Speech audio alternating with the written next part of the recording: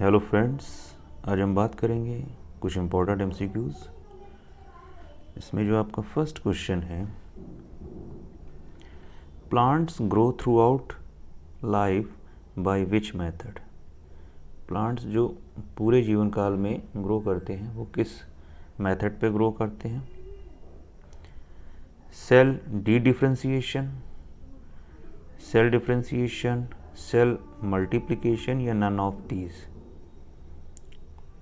तो इसमें जो राइट आंसर हो जाएगा वो हो जाएगा, चूँकि नंबर ऑफ सेल्स इंक्रीज करती हैं प्लांट ग्रोथ में, तो हो जाएगा cell multiplication throughout life. Right answer option C.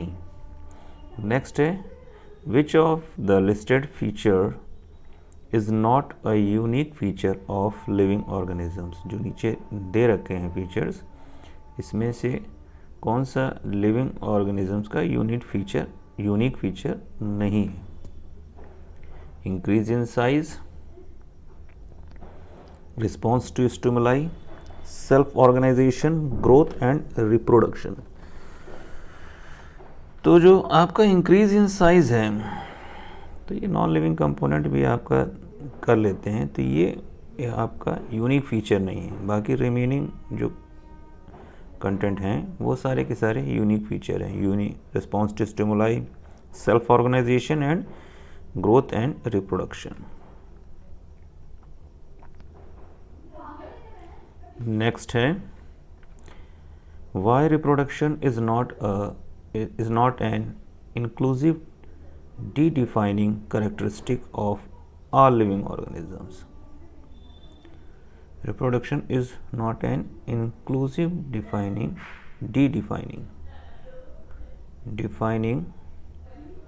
characteristic of all living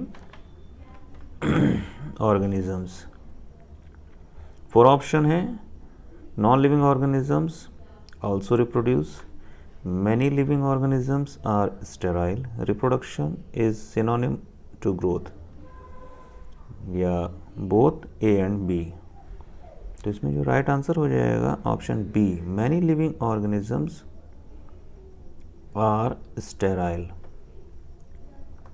क्योंकि इसमें नॉट पूछा है। Why reproduction is not an inclusive defining characteristic of all living. तो ये आपका जो ऑप्शन बी है, many living organisms are sterile, ये आपका इंक्लूसिव डिफाइनिंग कैरेक्टरिस्टिक नहीं है। नेक्स्ट है,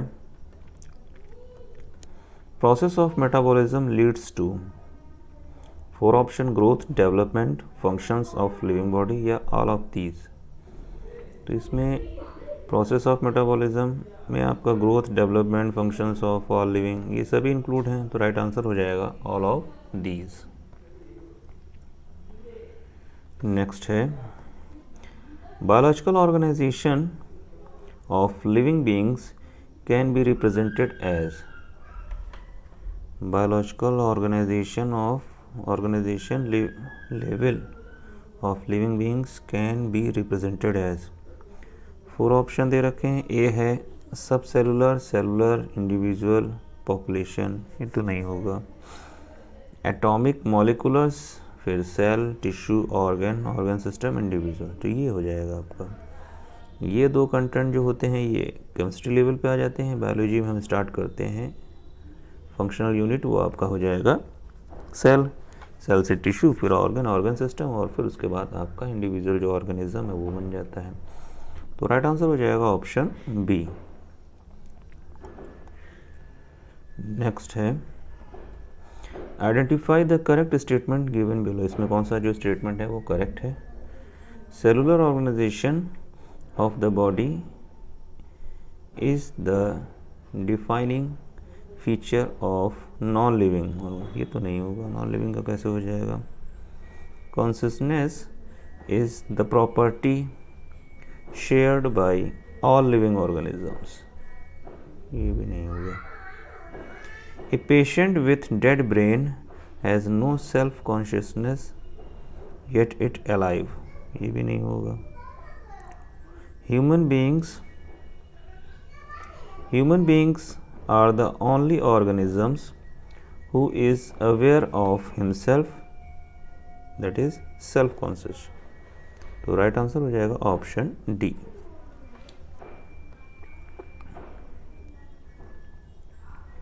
नेक्स्ट है biodiversity can be best defined as. Biodiversity को कौन बेस्ट डिफाइन कर रहा है? Occurrence of number and type of organisms, species and ecosystem of a region, variety of life in an ecosystem, totality of genes, species and ecosystem. तो ecosystem अगर आ गया है तो वो आपका बायोडाइवर्सिटी तो नहीं करेगा। स्पीसीज एंड इकोसिस्टम, इकोसिस्टम तीनों में आ रहा है तो ये बायोडाइवर्सिटी को बेस्ट डिफाइन नहीं करेगा। Occurrence of number and type of organism, right answer option A, ये आपका बेस्ट डिफाइन कर रहा है। Next explain ICZN। ICZN क्या है? तो ICZN जो है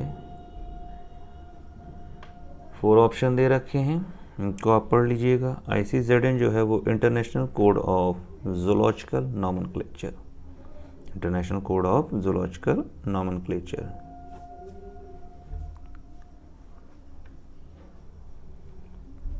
नेक्स्ट है ICBN स्टैंड्स फॉर। ICBN क्या स्टैंड्स करता है? 4 ऑप्शन दे रखे हैं। इंडियन कांग्रेस, बायोलॉजिकल कांग्रेस तो होगा नहीं, international code for botanical nomenclature, यही आपका राइट आंसर हो जाएगा, international code for biological nomenclature. Next है scientific names are printed in dash are derived from dash. तो साइंटिफिक जो नेम्स होते हैं वो आपके प्रिंटेड होते हैं इटैलिक्स में और डिराइव्ड फ्रॉम लैटिन से ये लिए जाते हैं। तो राइट आंसर हो जाएगा option B, italics and Latin. Next है